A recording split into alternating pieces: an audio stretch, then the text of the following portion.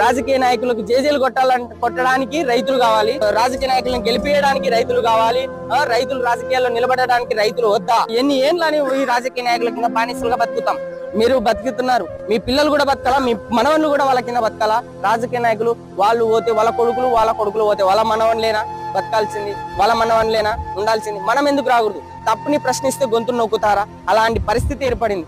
ఈ రాజకీయ నాయకులు వాళ్ళ ఓట్ల కోసం మనకు మందులు పోసి మన మధ్యనే చిచ్చులు పెట్టి మనకి గొడవలు పెట్టి వాళ్ళు ఎన్నికల్లో ఓట్లు వేయించుకొని మనకు మద్యం పోసి డబ్బులు ఇచ్చి బిర్యానీ పొట్లం ఇచ్చి ఇంతసేపు మనల్ని మభ్య పెట్టి మనకు అవసరం లేకుండా దండాలు పెట్టి వాళ్ళు ఎలక్షన్ లో గెలిచిన తర్వాత వాళ్ళు ఎక్కడో ఉండి వాళ్ళ వ్యాపారాలు హైదరాబాదు బెంగళూరులో వాళ్ళ వ్యాపారాలు చేసుకుంటుంటే మన గ్రామాల్లో పడుతున్నటువంటి రైతులు కష్టాలు వాళ్ళు ఎట్లా వాళ్ళకి తెలియదు. కాబట్టి ఒకసారి మన గ్రామంలో ఉండే వాడిగా మన రైతులో మన పేదవాళ్ళు ఒక ఎమ్మెల్యే అయితే మన పేద సమస్యలు తీరుతాయని